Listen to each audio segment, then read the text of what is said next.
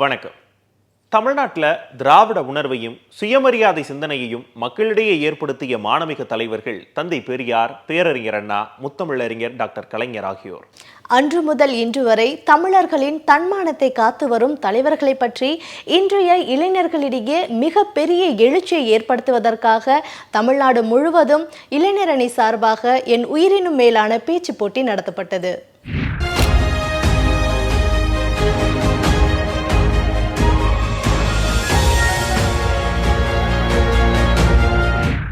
இளைஞர்களுக்கு இளம் ரத்தம் பாய்ச்சும் வகையில மாண்புமிகு துணை முதலமைச்சர் உதயநிதி ஸ்டாலின் அவர்களுடைய சீரிய முயற்சியினால என் உயிரினும் மேலான பேச்சு போட்டி நடத்தப்பட்டுச்சு. ஆயிரக்கணக்கான இளைஞர்கள் இந்த பேச்சு போட்டியில கலந்துக்க விருப்பம் தெரிவிச்சிருந்தாங்க. மாவட்டந்தோறும் நூற்றுக்கணக்கான இளைஞர்கள் பேச்சாளர்கள் இந்த பேச்சு போட்டியில திராவிடத்தின் புகழ பேசியிருந்தாங்க. அதை இப்ப பார்க்கலாம்.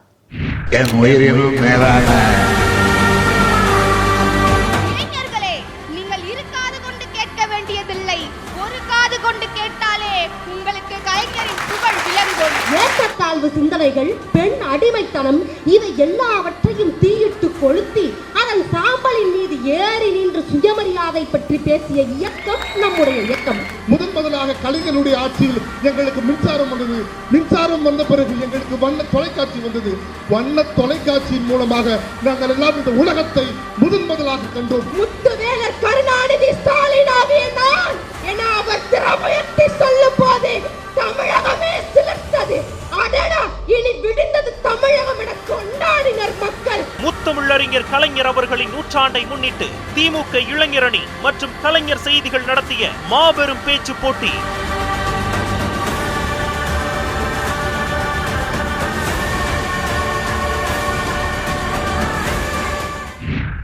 ஏன் அப்படிங்கிற கேள்வியில தான் அறிவியலும் பிறக்குது, பகுத்தறிவும் பிறக்குது.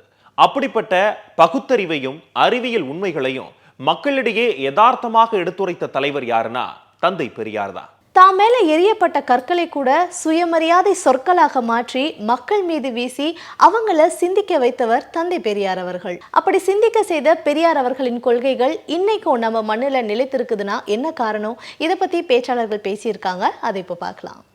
20ஆம் நூற்றாண்டில் தமிழகத்தில் தோன்றிய தலைவர்கள் எண்ணற்றோர். மக்களின் மனதில் நிற்பவர்களோ மிகச்சிலரே. அந்த மிகச்சிலரின் முதன்மையாக இருப்பவர் தந்தை பெரியார். தந்தை பெரியார் தொடாத துறை இல்லை, அவர் தொட்ட துறைகள் தொடங்காமல் போனதும் இல்லை.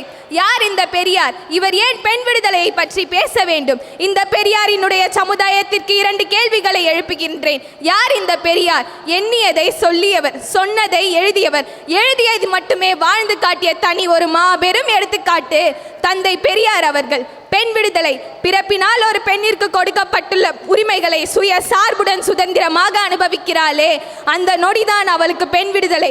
இதை ஒரு ஆண் வர்க்கத்தில் இருந்து சொல்லும் அளவிற்கு ஒரு திராணிய காலத்தில் யாருக்கு இருக்கிறது என்று கேட்டால் அது பெரியாரை தவிர வேறு எந்த சிறந்த மனிதரால் முடியும்? ஏடுகளையே தொடவிடாமல் வீட்டிற்குள்ளே பெண்ணை பூட்டி வைத்த அந்த காலத்தில் அடுப்பூதும் பெண்களுக்கு படிப்பதற்கு என்ற ஆணாதிக்க சமுதாயத்திற்கு மத்தியிலே ஆணுக்குள்ளும் பெண்மை உண்டு, பெண்ணுக்குள்ளும் வீரம் உண்டு என்று கூறி பெண்ணின் கைகளில் பூட்டப்பட்டிருந்த அடிமைத்தனம் எனும் விலங்குகளை உடை தெரியும் ஆயுதமாக தோன்றியவர்தான் ஈரோடு ஈன்றெடுத்த இணையில்லா தலைவன் தந்தை பெரியார் அவர்கள். பெண் விடுதலை என்பது அந்த பெண்ணிற்கு மட்டும் கிடைக்கக்கூடிய விடுதலை அல்ல. ஒரு பெண் விடுதலை அடைந்தால் ஒரு சமுதாயம் மாறும், ஒரு சமுதாயம் மாறும் இடையே அந்த நாட்டின் அதிகார பொறுப்பும் அந்தஸ்தும் அனைவருக்கும் சமமாக பிரித்து கொடுக்கப்படும் என்பதே இந்த நாட்டின் எய்தியாக உள்ளது. என்றும் பெரியார் ஏன்? பெரியார் வேற என்ன செய்தார்? பெரியார் பெரியார் என்கிறாய். 8 கஜ புடவையாக இருந்தாலும் சரி, 9 கஜ புடவையாக இருந்தாலும் சரி, உனக்கு பிடிக்கவில்லை என்றால் தூக்கி எறிந்துவிட்டு பேண்டையும் ஷர்ட்டையும் அணிந்து கொள் என்றான் என் பெரியார். வேறு என்ன சொன்னார்? கருப்பை தானே பெண்ணின் அடையாளம் என்பார்கள், கருப்பை தேவையில்லையா, அகற்றிவிடு என்றான் என் பெரியார். இந்தி திணிப்பு போராட்டத்தை தலைமை நடத்தினார். ஒருவேளை என் பெரியார் இன்று இருந்திருந்தால் இந்தி தெரியாது போடா என்பதோடு வெங்காயம் உனக்கு தேவைன்னா தமிழை கற்றுக்கொடான்னு சொல்லியிருப்பாரோ என்னவோ எனக்கு தெரியலை. அந்த பெரியாரை நான் மட்டும் இல்லை, இங்கே இருக்கிற ஒருவரும் கடைசி நிமிஷம் வரைக்கும் நினச்சிட்டு இருப்பாங்கன்னு நினைக்கிறேன். சுயமரியாதையிலிருந்து தான் சுதந்திரம் பிறக்குது. அப்படிப்பட்ட சுயமரியாதைக்காரரான கலைஞருடைய சிந்தனையில உதித்த திட்டங்கள் நம் நாட்டை செழிக்க செய்கிறது. அப்படிப்பட்ட மாபெரும் தலைவரை பற்றி நவீன தமிழ்நாட்டின் சிற்பி, கலைஞரின் தொலைநோக்கு பார்வை, மானமிகு சுயமரியாதைக்காரர் கலைஞர் போன்ற தலைப்புகள்ல பேசியிருந்தாங்க. அதை இப்ப பார்க்கலாம். இன்று நான் பேச எடுத்துக்கொண்ட தலைப்பு கலைஞர், நவீன தமிழ்நாட்டின் சிற்பி. ஆம், தமிழ்நாட்டின் அடையாளமாக திகழக்கூடிய கலைஞர் அவர்கள் தமிழர்களின் உணர்விலும் உள்ளங்களிலும் அவர் தம் இல்லங்களிலும் நீங்காத இடத்தை பிடித்தவர். தமிழ்நாட்டின் மீது மிகச்சிறந்த கனவுகளை கொண்டவர் நம்முடைய கலைஞர். அவருடைய சிந்தனை திறத்தாலும் ஆளுமை பண்பாலும் அவருடைய கொள்கை நேர்த்தியாலும் அவர் கொண்டு வந்த பல திட்டங்கள் தான் இன்று தமிழ்நாட்டை நவீனத்தின் பாதையில் அழைத்து செல்கிறது. அவர் கொண்டு வந்த திட்டங்களில் சில: மதராசப்பட்டினம் என்ற மட்ராஸுக்கு சென்னை என பெயர் மாற்றம் செய்தல், உலகத்திலேயே முதன்முறையாக 7000 கோடி விவசாய கடனை தள்ளுபடி செய்து விவசாயிகளின் முகத்தில் இன்பத்தை கண்டவர் நம்முடைய கலைஞர்கள். மனிதனின் உயிரை விட மேலானது ஏதும் இல்லை என்று கருதிய அவர் 108 இலவச ஆம்புலன்ஸ் திட்டத்தை அறிமுகம் செய்தார். ஒரு மனிதனுக்கு கல்வியை கொடுத்து விட்டால் போதும், அந்த கல்வியை வைத்து அவனும் உயர்வான், அந்த உயர்வால் இந்த நாடும் உயரும் என்று எண்ணிய கலைஞர் அவர்கள் பல கல்வி திட்டங்களை அறிமுகம் செய்தார். மானமிகு சுயமரியாதைக்காரர் கலைஞர் அவர்கள் உங்களை பற்றி ஓரிரு வார்த்தைகளை சுய விமர்சனத்தை சொல்ல முடியுமா என்று கேட்டார்கள். நான் திராவிட முன்னேற்ற கழகத்தின் தலைவர், தமிழகத்தை ஆண்டு கொண்டிருக்கிற முதலமைச்சர், தமிழ் இலக்கியத்தில் அனைத்து கலை வடிவங்களையும் ஆராய்ந்து பார்த்த எழுத்தாளர் என்று இப்படியெல்லாம் சொல்லவில்லை. ஓரிரு வரிகளில் சொன்னார், நான் மானமிகு சுயமரியாதைக்காரன் என்று. இப்படி அழைக்கப்படுவதை தான், இப்படி அடையாளப்படுத்தப்படுவதை தான் அவர் என்றுமே விரும்பினார். திருக்குறள் என்பது தமிழர்களின் ஞான அடையாளம். சில பேர் சொல்லால் நினைவு சின்னம் அமைப்பார்கள், சில பேர் கல்லால் நினைவு சின்னம் அமைப்பார்கள். ஆனால் திருவள்ளுவருக்கு சொல்லாலும் கல்லாலும் நினைவு சின்னம் அமைத்த பெருமை கலைஞர் அவர்களுக்கு சாலும்.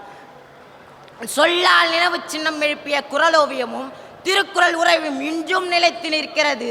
அதற்கு காரணம் கலைஞர் தான். நினைவு சின்னங்கள் எழுப்பப்படுவதன் மூலம் கலைஞரின் புகழை நிலைநாட்டிக் கொள்ளவா? இல்லை. ஏன் என்று கேட்டால், நினைவு சின்னங்கள் எழுப்பப்படுவதன் மூலம் தமிழர்கள் தான் இழந்த அத்தனை செல்வங்களை மீட்டெடுப்பதற்கு என்று உணர்த்தினார்.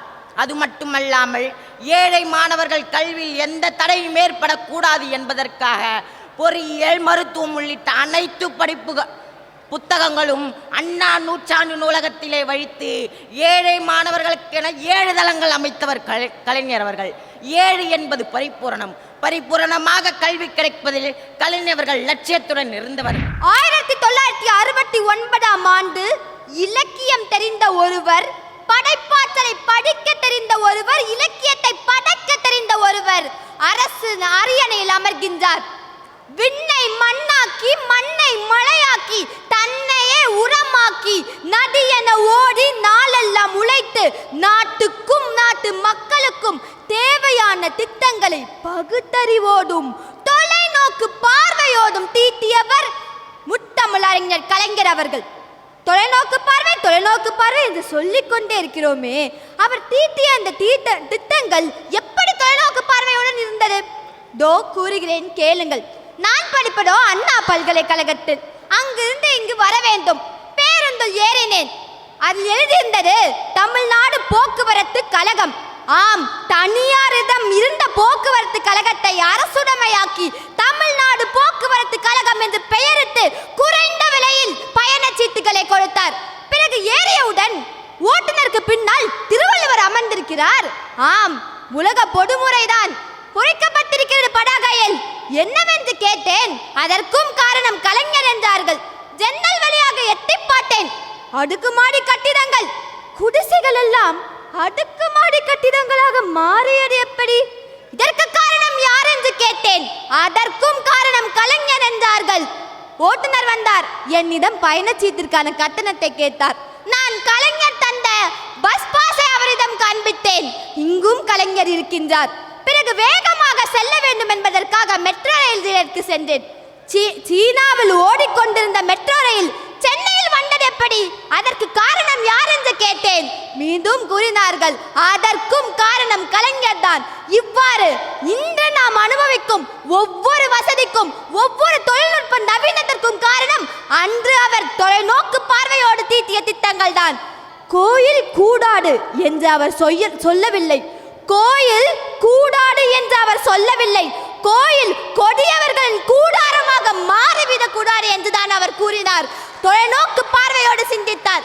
இன்று இந்த பேச்சு போட்டி சாதி மத இன எந்த ஒரு வேறுபாடும் இல்லாமல் சமத்துவமாக நடந்து கொண்டிருக்கிறது என்று காரணம் என்ன? விவேகம் என்னும் வெள்ளி முளைக்க சாதி மதம் என்னும் சனி தொலைந்துவிட சமத்துவம் என்னும் ஞாயிறு பிறக்க தொலைநோக்கு பார்வையுடன் திட்டங்களை தீட்டினார். தமிழ் மொழிக்காக மொழிப்போரை நடத்திய இயக்கம்தான் திமுக. அறிஞர் அண்ணா நடத்திய கூட்டங்களும் முத்தமிழறிஞர் கலைஞர் அவர்கள் நடத்திய மாநாடுகளும் தமிழர்களுடைய உரிமையை மீட்டது. திராவிட முன்னேற்ற கழகமும் அதன் தலைவர்களும் இங்கே செய்த மாபெரும் புரட்சியை பேசி வென்ற இயக்கம் தமிழ்நாட்டு குடும்பங்களில் திமுக, அண்ணா கண்ட மாநில சுயாட்சி, ஹிந்தி திணிப்பை என்றும் எதிர்ப்போம் போன்ற தலைப்புகள்ல இளைஞர்கள் பேசியிருந்தாங்க. அதை இப்போ பார்க்கலாம். பேசி வென்ற இயக்கம் பெரியாரிலிருந்தே தொடங்குகிறது. 94 வயது வரை பேச்சாலும் எழுத்துக்களாலும் போராட்டங்களாலும் கேள்விகளாலும் இந்த சமூகத்தில் மாபெரும் சமூக மாற்றத்திற்காக போராடியவர் அண்ணா. யார் இந்த அண்ணா? அந்நிய மொழியின் இலக்கண விதிகளை பேசி உடைத்தெறிந்து தெற்கு ஆசியாவின் பெர்னாட் ஷாவாய் மலர்ந்ததோடு மட்டுமல்லாமல் இடுப்பில் கட்டியிருந்த துண்டை தோளுக்கு மாற்றி இந்த சமூகத்தில் சமதர்மத்தை உருவாக்க போராடியவர் என்றால் அது மறுக்க முடியாத உண்மையாகும். சட்டமன்றத்தில் எப்பொழுது எல்லாம் கலைஞர் கருணாநிதியின் குரல் ஒலிக்கிறதோ அப்பொழுது எல்லாம் தமிழகத்தில் சாமானியனின் குரல் உயர்கிறது என்ற மாபெரும் சரித்திரத்தை படைத்தவர் கலைஞர். ஆம், பேசி வென்ற இயக்கம் திராவிட முன்னேற்ற கழகம், திராவிட குடியையே முன்னேற்றும் கழகம். ஆம், மக்களின் அடிப்படை தேவைகளை கண்டறிந்து இந்த சமூகத்தில் என்ன பிரச்சனை இருக்கிறது, அதற்கான தீர்வுகள் என்னவென்பதை கண்டறிந்து அதற்காக போராடிய இயக்கம். பெரியார் இந்த சமூகத்தில் இருக்கக்கூடிய அத்துணை பிரச்சனைகளையும் பேசி வெளிச்சத்திற்கு கொண்டு வந்த அத்தனை பிரச்சனைகளுக்கும் தீர்வு காண அண்ணா முயன்றார். கலைஞர் அவர்களோ சட்டமன்றத்தில் பேசி அத்தனையும் சட்டங்களாக மாற்றி அந்த கனவுகளை நிறைவு செய்தார் என்பதுதான் மறுக்க முடியாத உண்மையாகும். இன்று நாம் பேச்சு போட்டியில் பேசிக் கொண்டிருக்கின்றோம். ஒருவேளை பேசி வென்ற இயக்கம் இல்லாமல் போயிருந்தால் இன்றைய பேச்சு போட்டி வடமொழியில் நடந்திருக்குமோ என்ற ஐயமும் எனக்குள் இருக்கிறது. ஓடி வந்த இந்தி பெண்ணே நீ நாடி வந்த இடம் இதுவல்லவே என்று தமிழ்நாட்டு தெருக்களில் ஒலித்த கலைஞர் கருணாநிதியின் குரல் அன்றைய மத்திய அரசை நடுநடுங்க செய்ததல்லவா? அங்கு வென்றது நம்முடைய பேசி வென்ற இயக்கம். என்னுடைய தலைப்பு தமிழ்நாட்டு குடும்பங்களில் திமுக. தமிழ்நாட்டின் ஒவ்வொரு தலைமுறையின் வளர்ச்சியிலும் கலைஞரின் பங்களிப்பு இருக்கிறது. அதுபோலவே தமிழ்நாட்டின் ஒவ்வொரு குடும்பத்திலும் வளர்ச்சியிலும் திராவிட முன்னேற்ற கழகத்தின் பங்களிப்பு இருக்கிறது. இந்த உலகத்துல சிறந்த செயல்னு சொல்லுவாங்க. 1929ஆம் வருஷம் பெரியார் பெண்களுக்கு சொத்துல சம பங்கு கொடுக்கணும்னு ஒரு தீர்மானம் கொண்டு வராரு. எந்த வருஷத்துல? 1929ஆம் வருஷத்துல. சரியா 60 வருஷம் கழிச்சு 1989ஆம் வருஷம் கலைஞர் பெரியார் கண்ட அந்த கனவை, அவர் சொல்லை சட்டமாக்கினார். அதை மக்களுக்கு எடுத்து சென்று பெண்களுக்கு சம பங்கு வாங்கி கொடுத்தார். அது மட்டுமல்ல, அடுப்போதும் பெண்களுக்கு படிப்பதற்கு அப்படின்னு சொன்ன காலத்துல நீங்க விறகு அடுப்புல வேக வேணாம் அப்படின்னு சொல்லி கிராமப்புற குடும்பங்களுக்கு, குடும்ப தலைவிகளுக்கு சமையல் எரிவாயுவும் அடுப்புகளும் இலவசமாக கொடுத்து அவர்களுடைய வாழ்வை முன்னேற்றினார். கலைஞர் வண்ண தொலைக்காட்சிகளை இலவசமாக அளித்து அவர்கள் வாழ்வை இன்னும் முன்னேற்றினார். அது மட்டுமல்லாமல் ஒவ்வொரு குடும்பத்துடைய வாழ்க்கையிலும் வளர்ச்சியிலும் அவர்கள் என்றும் துணை நின்றார்கள் என்பதுதான் நிதர்சனமான உண்மை. திராவிட முன்னேற்ற கழகம் என்பது சமூக நீதி அடிப்படையில் அந்த பாதையில் நடந்து செல்கின்ற ஒரு கழகம். அந்த கழகம் கலைஞர் ஆட்சியிலும் சரி, இன்றைய முதல்வர் திரு மு.க. ஸ்டாலின் அவர்களின் ஆட்சியிலும் சரி பெரிய வித்தியாசங்கள் எதுவும் இல்லை. கலைஞர் இலவச கல்வியை கொண்டு வந்தார். ஆனால் நமது முதலமைச்சர் திரு மு.க. ஸ்டாலின் அவர்கள் இல்லம் தேடி கல்வியை எடுத்துக்கொண்டு வந்தார். கலைஞர் மாணவர்களுக்கு இலவச பஸ் பாஸ் அளித்தார். ஆனால் நமது முதல்வர் அவர்கள் பெண்களுக்கு இலவச பஸ் பயணத்தையே அறிவித்துள்ளார். இன்று நம்முடைய முதலமைச்சர் ஸ்டாலின் அவர்கள் கல்லூரி படிக்கும் பெண்களுக்கு உரிமை உதவித்தொகையையும் அனைத்து பெண்களுக்கும் உரிமை தொகையையும் அளித்துள்ளார். இதுவே திராவிட மாடலின் வெற்றி. எதையும் தாங்கும் இதயம் கொண்டு கடமை, கண்ணியம், கட்டுப்பாடு கொள்கை வகுத்து தந்தை பெரியாரின் போர்ப்படை தளபதியாய் டெல்லி சர்க்கார்களை அதிர வைத்திட இந்தியாவில் ஒவ்வொரு மாநிலங்களும் சுயாட்சியோடு மானம் கொண்டு சுயமரியாதையோடு மானுட சமூகம் வளர வேண்டும் என்று பெரியாரின் உயிர் மூச்சாய் இந்திய நாடாளுமன்றத்தில் தமிழ்நாடு மட்டுமல்ல இந்திய நாடுகளுக்கெல்லாம் அனைத்து மாநிலங்களுக்கும் சுயமரியாதையுடன் கூடிய சுயாட்சி வேண்டும். அண்ணா கண்ட மாநில சுயாட்சி 1947 இந்தியா விடுதலை மட்டும்தான். நாட்டின் நிலத்திற்கு மட்டும் விடுதலை, நாட்டு மக்களுக்கு விடுதலை அல்ல. டெல்லி நாடாளுமன்றத்தினுடைய மேலவையிலே அண்ணா பேசுகிறார். ஒவ்வொரு மாநிலங்களுக்கும் சுயாட்சி வேண்டும்.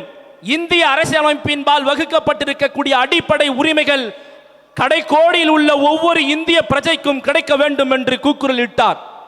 தமிழ்நாட்டுக்கு மட்டுமல்ல ஒட்டுமொத்த இந்தியாவின் மக்கள் தொகையினுடைய ஒற்றை குரலாக அண்ணா அவர்கள் ஓங்கி ஒலித்தார் என்று சொன்னால் அனைவரும் தமிழ்நாட்டிற்கு மட்டும் அவர் சுயாட்சி வேண்டும் என்று கேட்கிறார் என்று நினைத்தார்கள் அன்றைய காங்கிரஸ்காரர்கள். அப்பொழுது அண்ணா சொன்னார், தமிழ்நாட்டிற்கு மட்டுமல்ல, இது ஒட்டுமொத்த இந்திய மாநிலங்களும் எதிர்காலத்தில் சுயாட்சியோடு வாழ்ந்தால் மட்டும்தான் இது மக்களாட்சி தத்துவ நாடு, ஜனநாயக நாடாக இருக்கும் என்று பிரதிபலித்தார். அதனுடைய வடிவமாகத்தான் 1969 முத்தமிழ் அறிஞர் அவர்கள் சட்டமன்ற பேரவையிலே சென்னை உயர்நீதிமன்றத்தினுடைய முன்னாள் ஓய்வு பெற்ற நீதிபதி ராஜமன்னார் அவர்களின் தலைமையிலும் 3 உறுப்பினர்களை கொண்டு ஒரு அறிக்கை குழுவை உருவாக்கினார். அந்த குழு 2 ஆண்டு காலம் மத்திய மாநில அரசுகளுடைய உறவுகள் அதிகார பங்கீட்டை அளவீடு செய்து அறிக்கை சமர்ப்பித்தது. 76 அறிக்கைகள் தீர்மானங்கள் அதில் வழங்கப்பட்டு 1971 கிடைக்கப்பட்டு 74 சட்டமன்றத்தில் முத்தமிழ் அறிஞர் முதலமைச்சராக அது தீர்மானம் நிறைவேற்றி சமதர்மம், சமூகத்துவம், சமூக நீதி என்றெல்லாம் இவர்கள் முன்னவர்கள் பேசினார்களே, அவை அத்தனையும் இன்றைக்கு சுதந்திரமாக செயல்பட்டு கொண்டிருக்கிறது என்று சொன்னால் அது அந்தந்த மாநிலங்களுக்கு வழங்கப்பட்ட அதிகார பங்கீடு ஒழிய தவிர வேறு எவற்றாலும் செய்துவிட முடியாது. ஹிந்தி திணிப்பை என்றும் எதிர்ப்போம். கடிப்போலி, ஆவாதி, போஜ்புரி, உருது போன்ற மொழிகளுடன் சமஸ்கிருதத்தை கலவை செய்து உருவான மொழியே ஹிந்தி. இதில் வேடிக்கை என்னவென்றால் 19ஆம் நூற்றாண்டின் செயற்கை கத்துக்குட்டியான ஹிந்தி மொழியை தான் உலகில் மூத்த மொழிகளுள் ஒன்றான தமிழை பேசும் தமிழர்களுக்கு திணிக்க முயற்சிக்கின்றனர். 1937 தொடங்கி 1965 வரை ஹிந்தி மொழியை கட்டாயமாக்கும் நடவடிக்கை எடுக்கப்பட்டு இதில் தந்தை பெரியார், பேரறிஞர் அண்ணா, முத்தமிழ் அறிஞர் கலைஞர் ஆகியோர் பல போராட்டங்கள் நடத்தப்பட்டு பல்லாயிரக்கணக்கானோர் கைது செய்யப்பட்டு 70க்கும் மேற்பட்டோர் துப்பாக்கிச் சூட்டில் கொல்லப்பட்டனர். சின்னசாமி, சிவலிங்கம் ஆகியோர் ஏ தமிழே நீ உயிர் வாழ நான் துடித்து சாகிறேன் முழக்கமிட்டப்பட்டு தீக்குளித்தனர். ஒரு மொழிக்காக தன்னின் உயிரையும் தியாகம் செய்த தியாகிகளை கொண்டது நம் தமிழ்நாடு. ஹிந்தி மொழியில் ஒரு வெங்காயமும் இல்லை, ஒரு புண்ணாக்கும் இல்லை.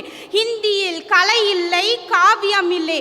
அம்மொழியின் மூலம் அறிய கிடக்கும் விஞ்ஞான தத்துவங்களும் இல்லை. மனித குலத்துல நிலவி வந்த தீண்டாமை கொடுமைகளுக்கு எதிராக சமூக நீதி சித்தாந்தத்தோட களத்துல நின்றவர் முத்தமிழறிஞர் டாக்டர் கலைஞர் அவர். தனக்கு மக்கள் கொடுத்த ஆட்சி அதிகாரத்தை அவர்களின் முன்னேற்றத்திற்காகவும் சமூக மேம்பாட்டிற்காகவும் பயன்படுத்திய சுயமரியாதை சூரியன் அவர். இந்தியாவுக்கே எடுத்துக்காட்டாக அமைந்த அவரது சமூக நீதி திட்டங்களை பேச்சாளர்கள் செறிவோடு பேசியிருந்தாங்க. அதை இப்ப பார்க்கலாம். நான் எடுத்துக்கொண்டுள்ள தலைப்பு சமூக நீதி காவலர் கலைஞர். கல்வி மறுக்கப்பட்ட கைகளில் புத்தகங்களை கொடுத்து இதை தலைகுனிந்து படி, நாளை இந்த உலகம் உன்னை தலைநிமிர்ந்து பார்க்கும் என்று சொன்னவர் கலைஞர். அடங்கி ஒடுங்கியிருந்த தமிழினத்தை தலைநிமிரச் செய்தவர். இதை சொன்னால் எத்தனை ஆண்டுகள் ஆனாலும் மிகையாகாது. 7 தூக்குவதில்லை அவருடைய கல்வி, 7 தூக்குவதில்லை அவருடைய கல்வி. ஏழைகளை தூக்கி நிற்பதிலே தான் இருந்தது அவருடைய கல்வி. அதனால்தான் மலம் அள்ளியவனின் மகன் இன்று மருத்துவரானான், களை பிரித்தவனின் மகன் கலெக்டர் ஆனான். மாற்றான் வீட்டுக்கு செல்ல போகிறாள், மகளுக்கு எதுக்கடி சொத்து என்ற பெற்ற தாயும் தந்தையும் பேசிய போது ஒற்றை தலைவனாய் நின்று அவளுக்கு கல்வியுரிமை தந்து சொத்துரிமை தந்து பெண்கள் நம் கண்கள் என்று சொல்கிறோமே, அந்த கண்களுக்கு கண்ணுமையோடு காவல் காத்தவர் கலைஞர் மட்டுமே தான் இருக்க முடியும். அவர் கொடுத்த உரிமைகள் தான் அன்று மெட்டி போட்ட பெண்கள் எல்லாம் இன்று மெட்ரோ ரயில் ஏறுகிறார்கள். கரண்டி பிடித்த கைகள் எல்லாம் கணினி போரின் பொத்தான்களை தட்டி கொண்டிருக்கிறது. பெண்கள் என்றாலே குனிந்த தலை நிமிராமல் நடக்க வேண்டுமா என்று சொன்ன காலத்திலே கலைஞர் அரசு வேலைகளில் 30%, உள்ளாட்சி தேர்தலில் 33% இடஒதுக்கீடு தந்து சட்டமன்றம் முதல் இந்த அவையில் உள்ள அனைத்து பெண்களையும் பேச வைத்திருக்கிறார் என்றால் அது கலைஞர் ஒருவரால் தான் மட்டும் முடியும். தமிழ்நாட்டில் மட்டுமல்ல, இந்தியாவிலே முதல் முறையாக பெண்ணை காவல்துறையில் நியமித்தது முதல் எண்ணற்ற திட்டங்களை கொண்டு வந்தார். சமூக நீதி காவலர் கலைஞர். இந்தியாவில் எத்தனையோ தலைவர்கள் வந்தார்கள், மன்னாதி மன்னர்கள் வந்தார்கள், பேரரசர்கள் ஆண்டார்கள். எந்த தலைவரையும் செய்ய முடியாதது ஒரு தலைவன் தன் எழுத்தால், தன் பேனாவால், தன் அறிவால், தன் ஆற்றலினால் செய்து முடித்தார் என்றால் அவர்தான் பகுத்தறிவு பகல்வன் தந்தை பெரியாரின் தொடர்ச்சியாகவும் அண்ணாவின் நீட்சியாகவும் இருக்கின்ற முத்தமிழறிஞர் தலைவர் கலைஞர் அவர்கள். அப்படி என்ன செய்துவிட்டார் தலைவர் கலைஞர்? அப்படி என்ன செய்துவிட்டார்? இதோ வாருங்கள், நான் ஒரு புறத்தை கட்டி அமைக்கிறேன். இந்த புறத்தில் எந்த ஒரு ஏற்றத்தாழ்வும் இருக்காது, இரட்டை சுடுகாடு முறை இருக்காது, இருட்டு கோலை முறை இருக்காது. இந்த புறத்தில் அனைவரும் சமம் என்று நான் கருதுகிறேன். இங்கே வந்து பாருங்கள் என்று ஒரு சமத்துவபூர்வம் என்றே கட்டியமைத்தார். இதை சனாதன சக்திகளும் பின்னங்கால் பிடரடிக்கு ஓடவிட்டவர் தலைவர் பெருமையை சேரும். அது மட்டுமின்றி யாழை என்பதற்காக கோயில் நுழையக்கூடாது என்றார்கள், யாழை என்பதற்காக நீங்கள் பள்ளிக்கூடங்கள் நுழையக்கூடாது என்றார்கள், யாழை என்பதற்காக நீங்கள் இந்த தெருவில் நடக்கக்கூடாது என்றார்கள், இந்த வருணம் இந்த பேதம் என்பதற்காக நீங்கள் இந்த செயலை செய்யக்கூடாது என்றார்கள். இந்த வருண பேதங்களையும் அழித்து நொறுக்கோட கொண்டுபட்ட கோட்பாடு தான் சமூக நீதி என்ற ஒரு கோட்பாடு. இந்த சமூக நீதிக்கு வித்துவிட்டவர் தான் தலைவர் கலைஞர் அவர்கள். மற்றும் இன்னொன்றை சொல்ல கடமைப்பட்டிருக்கிறேன். நாங்கள் பெரியார் சிலையை உடைப்போம், அண்ணா சிலையை உடைப்போம் என்று சொல்லிக் கொண்டிருக்கிறார்கள். நீங்கள் அவர்கள் சிலையை வேண்டும் என்றால் தகர்க்க முடியும். அவர்கள் உருவாக்கி வைத்த கோட்பாடு என்ற கோட்டையை எந்த கொம்பனாலும் தொடக்க முடியாது. இப்போ அடிக்கடி சனாதன சக்திகளும் மற்றும் பாசிச சக்திகளும் பிதற்றி கொண்டிருக்கார்கள். என்ன பிதற்றி கொண்டிருக்கார்கள்? பிற்படுத்தப்பட்டவரை நாங்கள் பிரதமராக்கினோம், பட்டியலினத்தவரை நாங்கள் குடியரசுத் தலைவராக்கினோம் என்று பிதற்றி கொண்டிருக்கிறார்கள். கலைஞர் என்ன செய்தார் தெரியுமா? பிற்படுத்தப்பட்டவருக்கு இடஒதுக்கீடை கொடுத்தார். ஒரு நபருக்கு அதிகாரம் கொடுப்பது சமூக நீதியா, அல்லது ஒட்டுமொத்த கூட்டத்திற்கும் ஒட்டுமொத்த மக்களுக்குமே அதிகாரம் கொடுப்பது சமூக நீதியா? ஒட்டுமொத்த கூட்டத்திற்குமே அதிகாரம் கொடுப்பதுதான் சமூக நீதி. சமூக நீதி காவலர் கலைஞர்.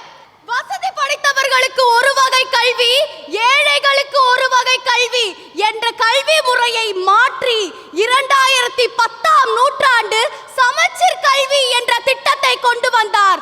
அதை 2011ஆம் நூற்றாண்டு நடைமுறைப்படுத்தினார். இதன் மூலமாக என்ன ஆயிற்று என்று தெரியுமா?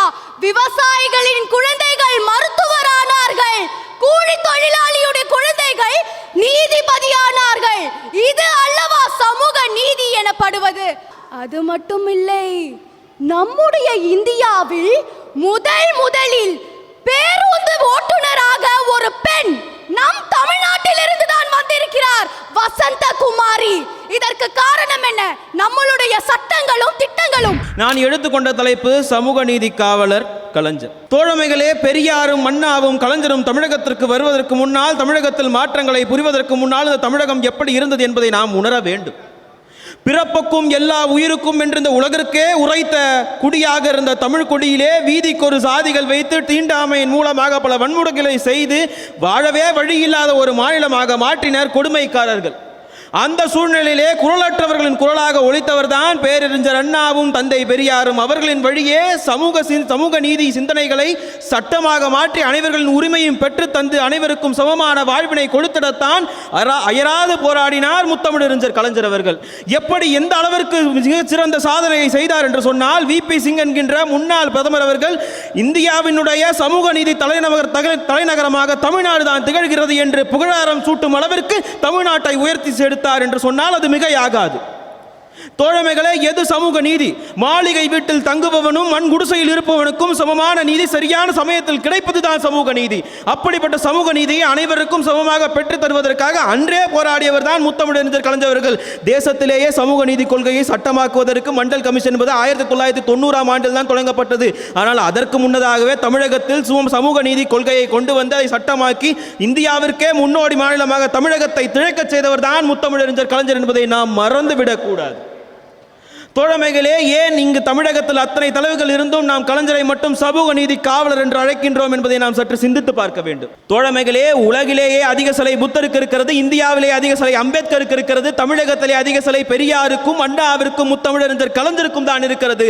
ஏன் தெரியுமா? எங்கெல்லாம் பெரியாரின் சிலை இருக்கிறதோ அங்கெல்லாம் தீண்டாமையானது தீர்ந்தே போயிருக்கிறது, எங்கெல்லாம் அண்ணாவின் சிலை இருக்கிறதோ அங்கெல்லாம் இல்லாமல் போயிருக்கிறது, எங்கெல்லாம் கலைஞரின் சிலை இருக்கிறதோ அங்கெல்லாம் சமூக நீதியானது நிலைநாட்டப்பட்டிருக்கிறது என்று கூறி வாய்ப்பு நன்றி கூறி விடைபெறுகிறேன். நன்றி, வணக்கம். தமிழ்நாட்டோட விடுதலைக்காக போராடிய திராவிட தலைவர்களை பத்தி பேச்சாளர்கள் பேசினதை இன்றைய நிகழ்ச்சியில பார்த்தோம். மீண்டும் அடுத்த என் உயிரினும் மேலான பேச்சு போட்டி நிகழ்ச்சியில சந்திக்கலாம். நன்றி, வணக்கம்.